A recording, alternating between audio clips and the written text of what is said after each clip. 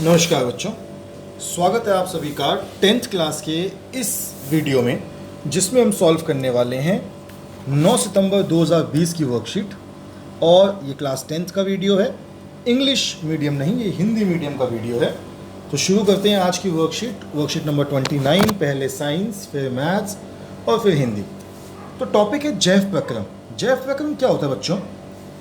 जैव प्रक्रम वो प्रक्रम होते हैं, वो मेथड होते हैं, वो प्रक्रियाएं होती हैं, वो चीज़ें होती हैं जिनके बिना इस दुनिया में लाइफ पॉसिबल नहीं है, जीवन पॉसिबल नहीं है। जैसे सांस लेना, खाना खाना, इनके बिना जीवन पॉसिबल नहीं है। अब हम पिछली क्लास में आपको मैंने बताया था कि हृदय का चित्र, और हृदय का चित्र बनाना भी आपको बताया था किस प्रकार होता है। पूरे हृदय के बारे में समझाने के बाद हमने हृदय क्यों पढ़ा था, क्योंकि हृदय में हम ये पढ़ रहे थे कि जंतुओं में, मतलब मानवों में, जो शरीर के विभिन्न भागों में जो खून जाता है, रुधिर जाता है, वो कैसे जाता है। और अब हम आज सेकंड टॉपिक पढ़ेंगे। ये जो सेकंड टॉपिक है, ये है पेड़ पौधों में। तो जैसा कि आप सभी जानते हैं कि पेड़ पौधे भी जीवित होते हैं। तो पौधों के लिए नाइट्रोजन, फॉस्फोरस तथा दूसरे खनिज लवणों के लिए मृदा निकटतम तथा प्रचुरतम स्रोत है। इसका क्या मतलब है? इसका मतलब ये है कि जो पेड़ पौधे होते हैं उनको सब कुछ अपने आसपास मिट्टी से मिल जाता है, इसलिए इन पदार्थों का अवशोषण जड़ों द्वारा जो मृदा के संपर्क में रहते हैं किया जाता है। तो जो मिट्टी होती है, मिट्टी के अंदर से इन सभी पदार्थों का, फॉस्फोरस का और नाइट्रोजन का और नाइट्रोजन के अन्य पदार्थों का अवशोषण किया जाता है। यदि मृदा के संपर्क में आने वाले अंगों में तथा क्लोरोफिल युक्त अंगों की दूरी बहुत कम है तो ऊर्जा व कच्ची सामग्री पादप शरीर के सभी भागों से आसानी से विसरित हो सकती है। कहने का मतलब यह है कि अगर पेड़ थोड़ा छोटा है तो बहुत ही आसानी से नीचे से वो पानी को सोखेगा, बहुत ही आसानी से वो जितने खनिज, जो पदार्थ उसको चाहिए मिट्टी के अंदर से, उन सबको सोखेगा और वो ऊपर चले जाएंगे। लेकिन यदि पादप शरीर की अभिकल्पना में परिवर्तन के कारण यह दूरियां बढ़ जाती हैं तो पत्तियों में कच्ची सामग्री तथा जड़ों में ऊर्जा उपलब्ध कराने के लिए विसरण प्रक्रम पर्याप्त नहीं है। यानी कि अगर पेड़ बहुत बड़ा है तो सिर्फ विसरण से जो सामग्री है वो नीचे से ऊपर नहीं जाएगी। ऐसे में एक और चीज़ होगी। ऐसी परिस्थिति में परिवहन, जाइलम और फ्लोएम की एक सुदृढ़ प्रणाली आवश्यक हो जाती है। पादप प्रचलन नहीं करते हैं और पादप शरीर का एक बड़ा अनुपात अनेक ऊतकों में मृत कोशिकाओं का होता है। इसके फलस्वरूप पादपों को कम ऊर्जा की आवश्यकता होती है तथा वे अपेक्षाकृत धीमा वहन तंत्र प्रणाली का उपयोग करते हैं। तो पादपों को, पेड़ पौधों को जो ऊर्जा चाहिए वो कम चाहिए इसको ऊपर ले जाने के लिए। पादप वहन तंत्र पत्तियों में भंडारित ऊर्जा युक्त पदार्थ तथा जड़ों से कच्ची सामग्री का वहन करता है। पादपों में दो मुख्य चालन पथ नलिकाएं होती हैं। तो बेटा, पादपों में मुख्यतः दो तरीके का परिवहन होता है। एक होता है जाइलम के द्वारा और एक होता है फ्लोएम के द्वारा। तो आपके सामने बिल्कुल आपको लिखा हुआ मिलेगा। जाइलम जो मृदा के पास जल और खनिज लवणों का वहन करता है, और फ्लोएम जो पत्तियों से, जहाँ से वे संश्लेषित होती हैं, प्रकाश संश्लेषण के उत्पाद पादप के अन्य भागों तक लेके जाता है। मैं आपको सरल शब्दों में समझाऊं तो जाइलम पानी को जड़ों से ऊपर तक लेके जाता है और फ्लोएम खाने को पत्तियों से पादप के पूरे शरीर में लेके जाता है। अब इसके साथ पढ़ते हैं वाष्पोत्सर्जन। ये वाष्पोत्सर्जन क्या होता है? पादपों के वायवीय भागों द्वारा वाष्प के रूप में जल की हानि की प्रक्रिया। यह प्रक्रिया पादपों की निम्न रूपों में सहायता करती है: जल के अवशोषण एवं जल से पत्तियों तक जल तथा उसके विलय, खनिज लवणों की ऊपरी मुख्य गति। क्या मतलब होता है इसका? इसका मतलब होता है कि पेड़ पौधों में जो नीचे से, जड़ों से पानी ऊपर की तरफ चढ़ता है उसको हम कहते हैं वाष्पोत्सर्जन। क्या काम होता है इसका? पादपों में ताप के नियम को नियमित करना। जल के वहन में मूल दाब रात्रि के समय विशेष रूप से प्रभावी है। दिन में जब रंध्र खुले हो तो वाष्पोत्सर्जन कर्षण जाइलम में जल की गति के लिए मुख्य प्रेरक बल होता है। वाष्पोत्सर्जन में ऊर्जा का उपयोग नहीं होता। अब आप में से कई लोग सोच रहे होंगे, सर ने कितनी खतरनाक भाषा पढ़ दी, इसमें लिखा क्या है, हमें तो कुछ समझ में ही नहीं आया। तो बच्चों, मैं आपको सिंपल सी बात समझाता हूँ कि क्या वो आपको कहने की बात कर रहे हैं। वो आपको समझा रहे हैं कि वाष्पोत्सर्जन में पत्तियों से जो वाष्प होता है, जो पानी होता है, वो बाहर निकलता है। ये पानी कहाँ से आता है? ये पानी जड़ों से ऊपर की तरफ चढ़ता है। जड़ों से ऊपर आता हुआ सारा पानी ऊपर की तरफ चढ़ता है। ऊपर की तरफ चढ़ने के बाद वो पत्तियों से बाहर निकल जाता है। बीच में पेड़ पौधों को जितनी भी पानी की आवश्यकता होती है वो ये सारा पानी अपने लिए निकाल लेते हैं। अब साथ ही साथ जाइलम और फ्लोएम भी पढ़ लेते हैं। तो जाइलम में जल और खनिज का वहन होता है और फ्लोएम में अन्य भागों में भोजन का वहन होता है। जाइलम में हमेशा ऊपरीमुखी गति होती है और फ्लोएम में अधोमुखी या ऊपरीमुखी दोनों हो सकती है, मतलब नीचे ऊपर दोनों आ जा सकता है। वाष्पोत्सर्जन एक चूषण बल उत्पन्न करता है जो जल को जड़ों से, ये बिल्कुल वही है जैसे आप कोल्ड ड्रिंक में पाइप लगा के कोल्ड ड्रिंक खींचते हैं, तो ऐसे ही पेड़ के अंदर भी ऊपर वातावरण से ऊपर की तरफ पानी खींचा जाता है। फिर फ्लोएम की अगर बात की जाए तो फ्लोएम में गति पादप की आवश्यकता पर निर्भर करती है। अगर ज़्यादा भोजन चाहिए होगा तो जल्दी जल्दी जाएगा, कम भोजन चाहिए होगा तो धीरे धीरे जाएगा। वो इस बात पर निर्भर करता है कि पौधे को जो भोजन की आवश्यकता है वो कितनी है। चलिए प्रयास करते हैं, क्वेश्चन देख लेते हैं। उच्च संगठित पादप में वहन तंत्र के घटक क्या हैं? तो मैं आपको बिल्कुल सरल शब्दों में ऐसे ही समझा दूं कि उच्च संगठित पादप में वहन तंत्र के दो घटक होते हैं, जिसमें से पहला होता है जाइलम और दूसरा होता है फ्लोएम। तो सिर्फ आपको नाम लिखना है पहले उत्तर में, जाइलम और फ्लोएम। दूसरा है पादप में जल और खनिज लवण का वहन कैसे होता है? तो पादप में जल और खनिज लवण का वहन कैसे होता है? तो ये लिखा आपका दूसरा उत्तर यहाँ पे। जाइलम पादपों में जल और खनिज लवणों का वहन करता है। जाइलम हमेशा ऊपरीमुखी गति होती है और मृदा से पत्तियों तक। तीसरा है पादप में भोजन का स्थानांतरण कैसे होता है? तो तीसरा उत्तर यहाँ पे मिलेगा आपको कि फ्लोएम पत्तियों से पादपों के अन्य भागों में भोजन का वहन करता है। फ्लोएम की गति ऊपरीमुखी या अधोमुखी हो सकती है, यानी पत्तियों से अन्य भागों तक। तो ये आपका दूसरा उत्तर है यहाँ तक, और यहाँ से लेके और यहाँ तक आपका तीसरा उत्तर है। चौथा है पादप में जाइलम किसके वहन के लिए उत्तरदायी है? अब जाइलम की बात कर रहे हैं तो जल के लिए। पांचवा प्रश्न है कि जाइलम और फ्लोएम के पदार्थों के वहन में क्या अंतर है? तो फिर दोबारा जो पूरा आंसर लिखा है, फिर दोबारा उसी आंसर को दोबारा से लिखना है। तो यही पूरा आंसर दोबारा लिखा जाएगा, क्योंकि उसने हमसे क्या पूछा है कि जाइलम और फ्लोएम में पदार्थों में वहन में क्या अंतर है। तो अंतर लिखना है हमको। जाइलम और फ्लोएम का अंतर बिल्कुल आपके सामने लिखा हुआ है। तो एक ही साथ पेज में सामने सामने आपको सारे आंसर मिल गए। देख लीजिए, फटाफट कर लीजिए, फिर बढ़ते हैं आगे।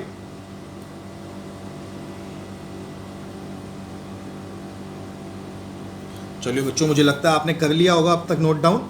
तो आगे बढ़ते हैं आज की अगली वर्कशीट की तरफ, जो कि गणित की है। अब ध्यान से देखिए, आज आपको अभ्यास प्रश्न की एक वर्कशीट आई है। तो मैं तो चाहता हूं कि आप लोग इस वर्कशीट को यहाँ से आंसर ना देखें, पहले पूरी वर्कशीट को सॉल्व कर लें। सॉल्व करने के बाद आप यहाँ पे चेक करें कि आपने जो सॉल्व किया है उसमें कितने क्वेश्चन सही हैं और कितने क्वेश्चन गलत। चलिए बच्चों, आपने वर्कशीट वाली सॉल्व कर ही ली होगी आप, तो अब इसको चेक कर लेते हैं, एक बार आपके आंसर्स चेक कर लेते हैं। तो पहला प्रश्न है कि ए बी सी समांतर चतुर्भुज ए बी सी डी के 3 शीर्ष हैं। चतुर्शीर्ष डी के निर्देशांक क्या होंगे? तो अब हमसे उसने चतुर्शीर्ष के निर्देशांक पूछे हैं, तो देख लेते हैं एक बार।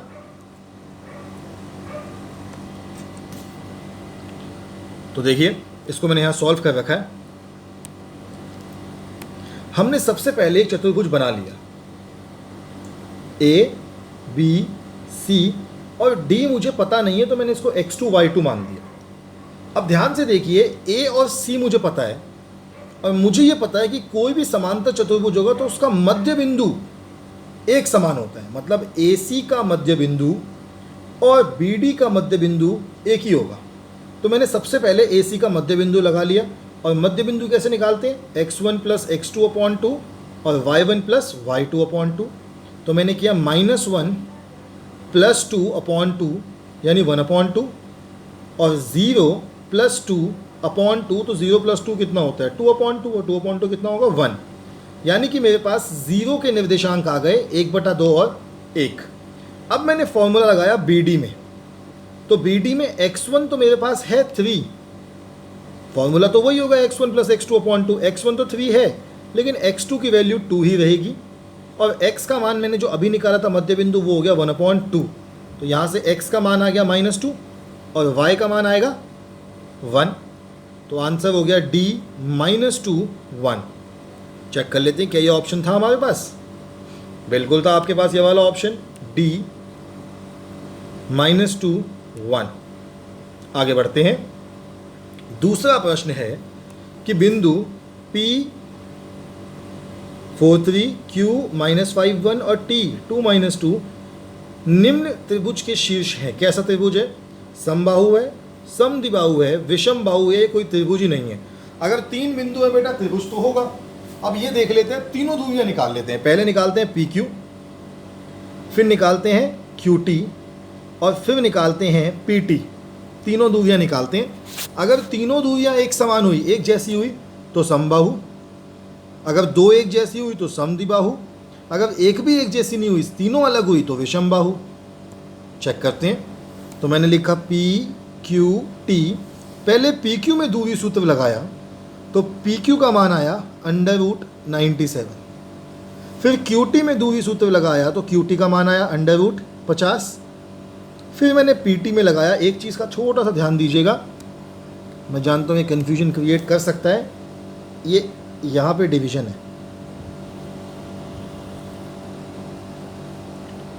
तो पहले मैंने PQ निकाला, फिर मैंने QT निकाला, फिर मैंने PT निकाला और देखा कि तीनों ही अलग हैं।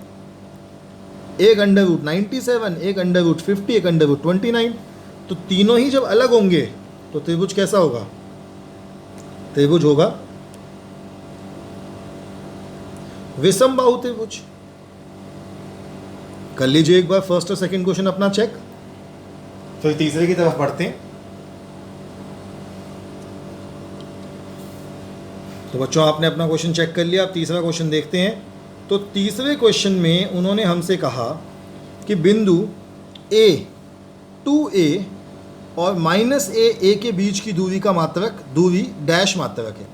तो मैंने दूरी निकाल ली, A 2A और -A x2 -x1 यानी 1A -A, तो ये माइनस माइनस प्लस हो जाएगा, x2 -x1 होता है तो A + A 2A और 2A - A, तो ये हो गया 2A का स्क्वायर यानी 4A² और A² का तो A² ही रहेगा।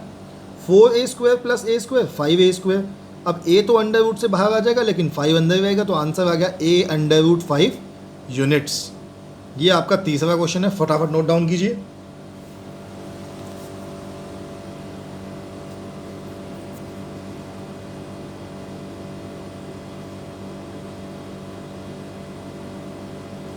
चलिए बच्चों आगे बढ़ते हैं चौथे क्वेश्चन की तरफ।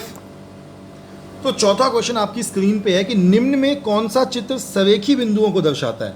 तो आपको पता ही है सरेखी बिंदु क्या होते हैं। सरेखी बिंदु होते हैं जो एक ही सीध में हैं, और तीनों को देख के अकल लगा के मैंने जैसे ही देखा मुझे पता लग गया कि ये BAC एक ही बिंदु में, तो मेरा आंसर हो गया C। बाकी सब तो एक बिंदु में नहीं थे, बस एक यही थे जो एक बिंदु में है। चलिए पांचवा प्रश्न देखते हैं फिर इसके बाद।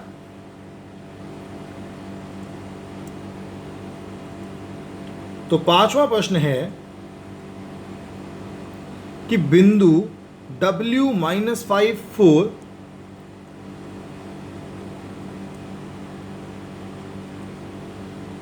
और Z 7 1 को जोड़ने वाले रेखाखंड का अनुपात 1:2 में विभाजित करने वाले Y बिंदु निम्न चतुर्थांश में स्थित है। मतलब जो बिंदु होगा वो कहाँ स्थित होगा। तो देखिए मैं बताता हूँ कैसे करना है इसको। हमने लगाया विभाजन सूत्र जो कि होता है m1x2 + m2x1/m1 + m2, और x1 x2 मेरा पहला पॉइंट हो जाएगा W और x2 y2 हमारा दूसरा पॉइंट हो जाएगा Z, और जिस विभाजन में जिस अनुपात में काटा है वो m1 m2 हो गया। फॉर्मूला लगा के x की वैल्यू आई -1 और y की वैल्यू आई 3। तो -1 3। अब ध्यान से देखिए, अगर हम एक ग्राफ बनाते हैं तो जब हम ग्राफ बनाते हैं तो ग्राफ में यहाँ दोनों वैल्यू प्लस की होती हैं, यहाँ x माइनस का होता है लेकिन y प्लस का होता है। जैसा कि मेरी वैल्यू है x माइनस का y प्लस का, तो ये मेरा दूसरा चतुर्थांश है। तो देख लेते हैं, हमने लिखा यहाँ पे टिक कर लेते हैं फटाफट अपना आंसर। तो ये हो गया हमारा चतुर्थांश दूसरा। आगे बढ़े।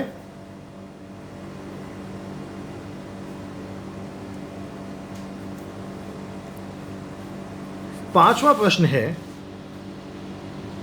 कि बिंदु W -4 -5 4 यानी ये और Z 7 1, अच्छा ये तो हमने कर लिया है, छठा करना है हमने कि संलग्न चित्र में यानी कि इस चित्र में AC वर्ग ABCD का विकर्ण है। तो A, अब हमें B बिंदु यहाँ बनाना पड़ेगा, C और D का विकर्ण है, अन्य दो बिंदुओं के निर्देशांक B और D के निर्देशांक क्या होंगे।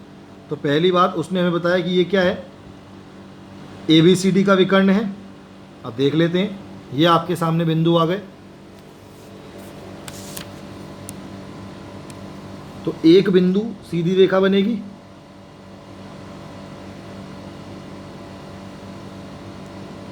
ये इस तरीके से,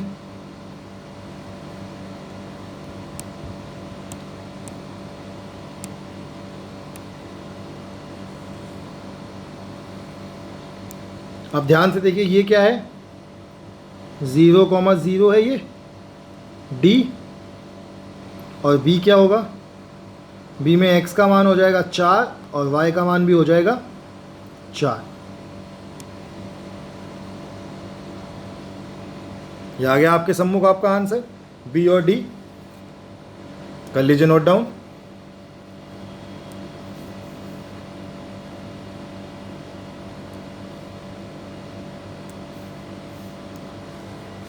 उसके बाद है सातवां प्रश्न है कि x और y के मध्य ऐसा संबंध ज्ञात कीजिए जिससे XY बिंदु 4 -4 और -2 4 से समदूरस्थ हो।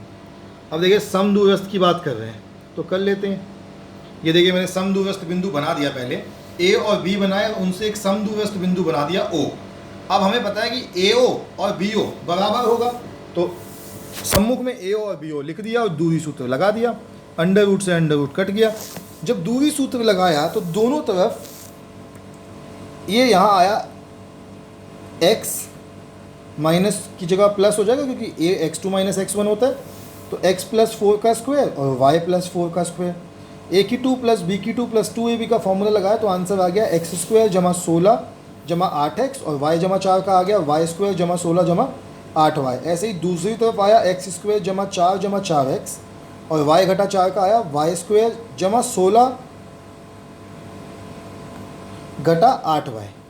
सब कुछ, अब देखिए x से x कटेगा, y² से y² कटेगा, सब कुछ काटने के बाद हमारे पास आ गया 16 = 8x = 16 = 8y और 4 = 4x = 16 घटा 8y। सबको एक साइड ले आया तो उत्तर बना 4x = 16 बराबर घटा 12। ये संबंध है x और y के बीच में। कर लीजिए नोट डाउन इसको फटाफट।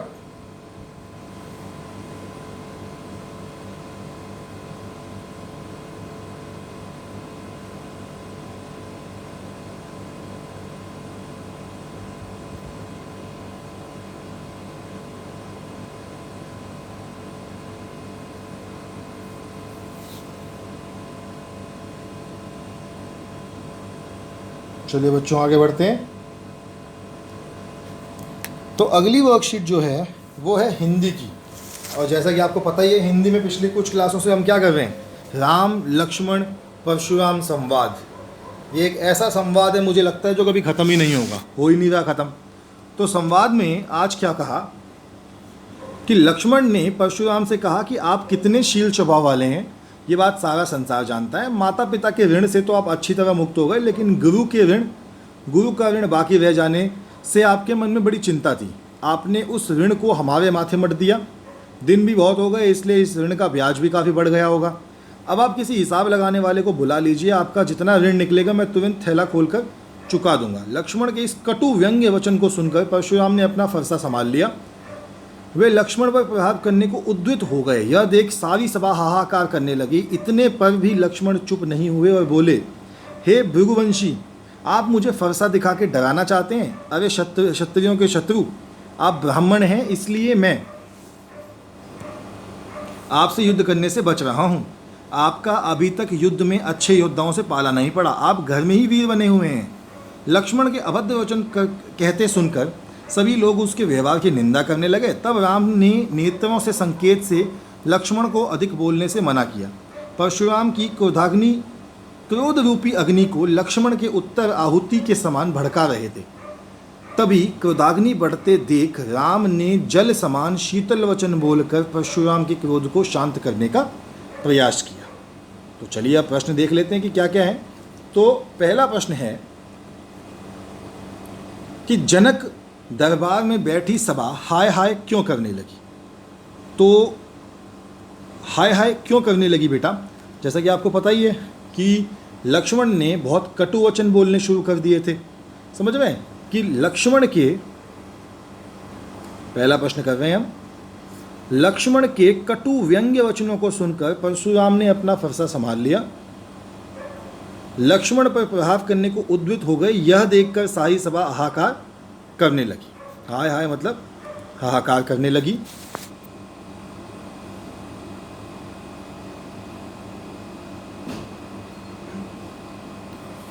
फिर है राम लक्ष्मण परशुराम संवाद के 3 पात्र। राम लक्ष्मण और परशुराम के स्वभाव की एक विशेषता लिखिए।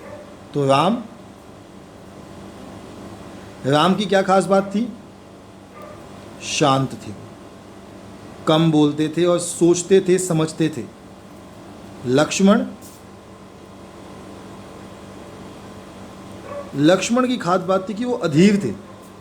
अधीर समझते हैं? अधीर मतलब जो सुनता ना हो। और तीसरे रह गए हमारे गुरुजी परशुराम। तो वो कैसे थे? वो क्रोधी थे।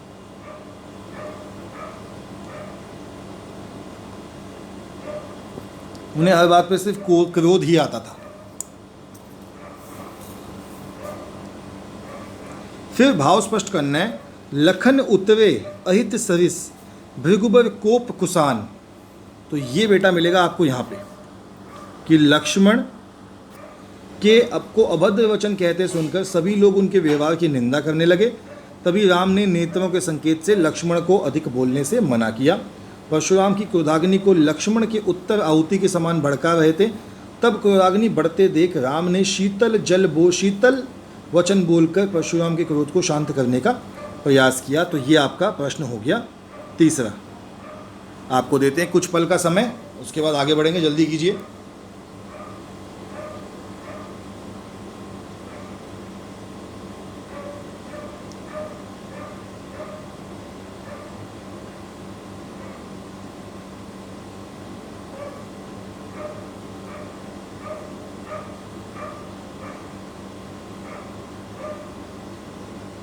चलिए आगे बढ़ते हैं।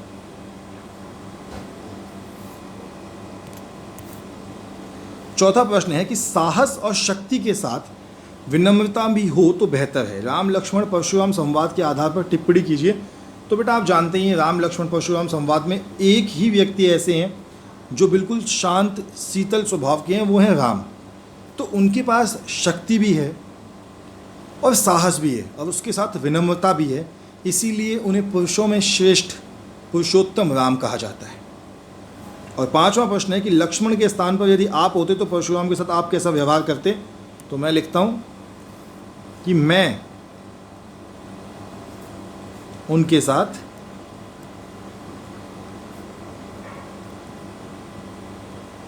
शांत रहता।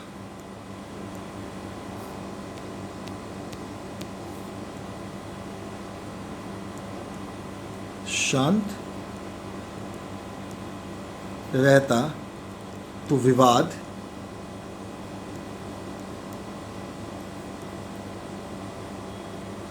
बढ़ता ही नहीं।